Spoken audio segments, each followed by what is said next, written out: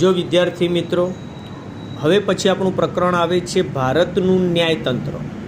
આપણે અગાઉ 8મું, 9મું અને 10મું ચેપ્ટર, જેની અંદર આપણે ભારતમાં જે ન્યાયતંત્ર છે એની જે વ્યવસ્થા છે એના વિશે માત્ર કોન્સેપ્ટ, થોડો કોન્સેપ્ટ આપણને એમાં આપવામાં આવ્યો હતો. પરંતુ હવે જે આપણું આ પ્રકરણ છે તેની અંદર આપણે ન્યાયતંત્રની જે સંપૂર્ણ બાબતો છે તે બાબતોનો અહીં અભ્યાસ કરીશું. જેમાં જુઓ તો આપણા ભારતની અંદર સૌથી ટોચ પર સર્વોચ્ચ અદાલત છે, જે દિલ્હીમાં આવેલી છે. ત્યાર પછી રાજ્ય કક્ષાએ વડી અદાલતો આવેલી છે.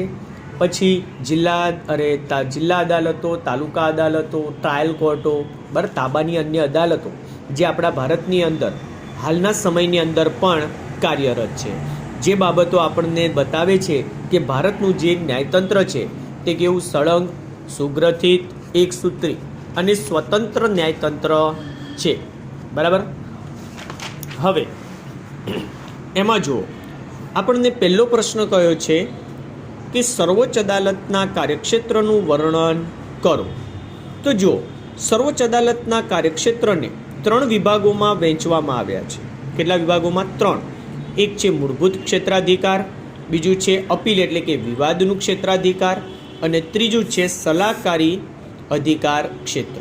3 ક્ષેત્રો આપણે યાદ રાખીશું: મૂળભૂત ક્ષેત્રાધિકાર, અપીલ એટલે કે વિવાદનું ક્ષેત્રાધિકાર, અને ત્રીજું આવે સલાહકારી ક્ષેત્રાધિકાર.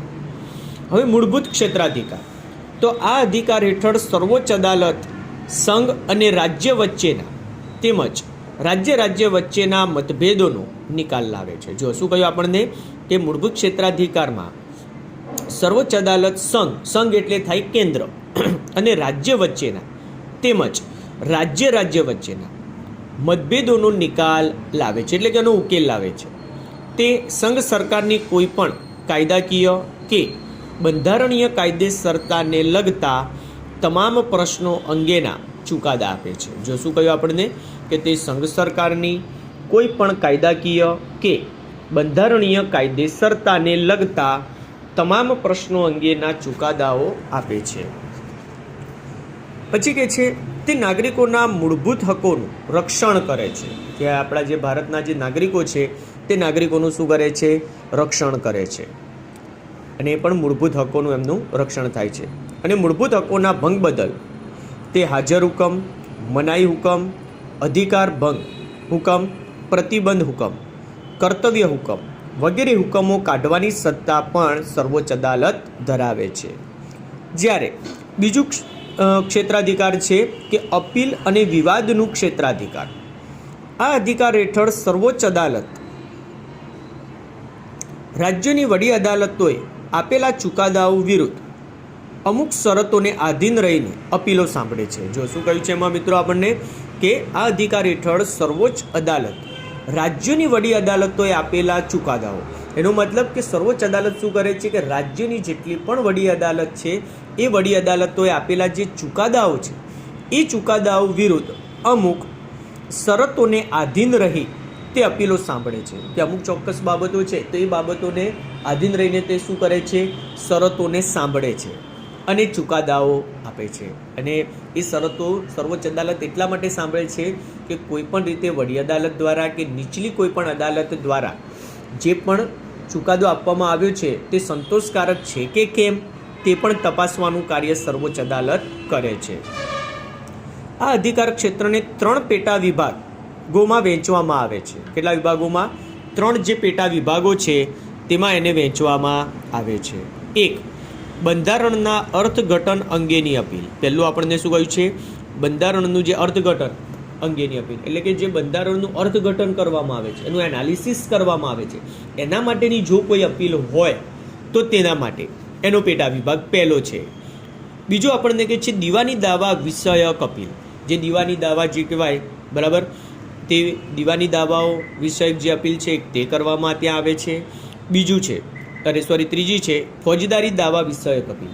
કે જે ફોજદારી દાવાઓ છે, કોઈ પણ છૂટાછેડા, લગ્ન, બરાબર, લગ્ન વિચ્છેદ આપણે કહીએ છીએ, પછી ભરણ પોષણના, મારપીટ કરવામાં આવી હોય, બરાબર, અકસ્માતના કોઈ પણ હોય, એ બધા જે ફોજદારી દાવાઓ છે, ફેમિલી મેટર હોય, એ બધા દાવાઓ છે એ ફોજદારી દાવાઓ વિષયક અપીલ પણ થાય છે. બરાબર. અને તેના વિશે એટલે કે આપણે જે આ દીવાની દાવાઓ જે છે બંધારણના અર્થઘટનની બાબતો તે, પછી દીવાની દાવાઓ છે તે અને ફોજદારી દાવો છે એના વિશેની આપણે વિગત આના પછીના પ્રશ્નની અંદર વિસ્તારથી જોઈશું. ત્રીજું આપણને કહે છે સલાહકારી ક્ષેત્રાધિકાર. આ અધિકાર હેઠળ સર્વોચ્ચ અદાલત અગત્યના કાનૂની, હકીકતલક્ષી, બંધારણીય અર્થઘટન, ખરડાની કાયદેસરતા, જાહેર હિત વગેરેને લગતા મહત્ત્વના પ્રશ્નો સંબંધી રાષ્ટ્રપ્રમુખને સલાહ આપવાની કામગીરી બજાવે છે. જો મિત્રો આ પણ મહત્ત્વનું છે, કારણ કે આ અધિકાર હેઠળ સર્વોચ્ચ અદાલત શું કાર્ય કરે છે તો કે અગત્યના કાનૂની, હકીકતલક્ષી, બંધારણીય અર્થઘટન એટલે કે બંધારણના અર્થઘટનને લગતી બાબતો, ખરડાની કાયદેસરતા કે કોઈ પણ ખરડો જે છે એ પસાર કરવામાં આવ્યો છે તેની કાયદેસરતા કેટલી છે કે યોગ્યતા તપાસવા માટે, જાહેર હિત એટલે કે જેટલા પણ આપણા ભારત દેશની પબ્લિક છે, જનતા છે, એમનું હિત એમાં જળવાયેલું છે કે કેમ તે તપાસવાનું કાર્ય વગેરેને લગતા મહત્ત્વના જે પ્રશ્નો સંબંધી જે તે બાબતો છે એ બાબતો વિશે રાષ્ટ્રપ્રમુખને તે સલાહ આપવાની કામગીરી કરે છે કે એ બાબત અંગે રાષ્ટ્રપ્રમુખને તે શું કરે છે, સલાહ સૂચન કરે છે. જો કે સર્વોચ્ચ અદાલતની સલાહ કે અભિપ્રાય રાષ્ટ્રપ્રમુખ માટે બંધન કરતા હોતો નથી. એનો મતલબ કે સર્વોચ્ચ અદાલત જે પણ સલાહ સૂચન કે અભિપ્રાય આપે છે એ સલાહ સૂચન પ્રમાણે કાર્ય કરવા માટે રાષ્ટ્રપ્રમુખ બંધન કરતા હોતા નથી. એટલે કે રાષ્ટ્રપ્રમુખ એવું જરૂરી નથી કે જે પ્રમાણે સર્વોચ્ચ અદાલત કહે છે એ જ પ્રમાણે એમને કાર્ય કરવું પડશે. સર્વોચ્ચ અદાલતની સલાહ માટે રાષ્ટ્રપ્રમુખે મોકલેલા પ્રશ્ન પર વિચારણા કરવાનું કે અભિપ્રાય આપવાનું યોગ્ય ન જણાય તો સર્વોચ્ચ અદાલત તેને રાષ્ટ્રપ્રમુખને પરત મોકલી શકે છે. અને એની સામે બીજું કહે છે કે સર્વોચ્ચ અદાલતની સલાહ માટે જ્યારે રાષ્ટ્રપ્રમુખે કોઈ પણ પ્રશ્ન મોકલેલો હોય કે વિચારણા કરવાનું કે અભિપ્રાય આપવાનું યોગ્ય ન જણાય સર્વોચ્ચ અદાલતને તો તે રાષ્ટ્રપ્રમુખને શું કરે, પરત મોકલી શકે છે.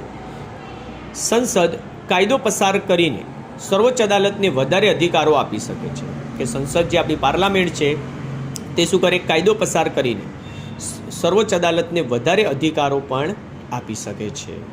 હવે આપણને કહ્યું છે જો ભારતનું આપણું જે ન્યાયતંત્ર છે તે એમાં આપણને કહ્યું છે પહેલું સર્વોચ્ચ અદાલત જે આપણી કેન્દ્ર કક્ષાએ છે, જે દિલ્હીમાં આવેલી છે. એની નીચેની જે અદાલત કહેવાય તે વડી અદાલત જે રાજ્ય કક્ષાએ એટલે કે દરેક રાજ્યની અંદર વડી અદાલતો આવેલી છે. ત્યાર પછી આપણને કહે છે જિલ્લા અદાલતો. તો જિલ્લા અદાલતોને પાછી 3 ભાગોમાં વિભાજિત કરવામાં આવી, ડિવાઈડ કરવામાં આવી. એક છે દીવાની અદાલત, ફોજદારી અદાલત, તાલુકા અદાલતો જેને આપણે ટ્રાયલ કોર્ટ તરીકે ઓળખીએ છીએ. આ બધી જે 3 અદાલતો છે તેના વિશે આપણે આના પછીનો જે પ્રશ્ન છે તેના અંદર વિગતે અભ્યાસ કરીશું.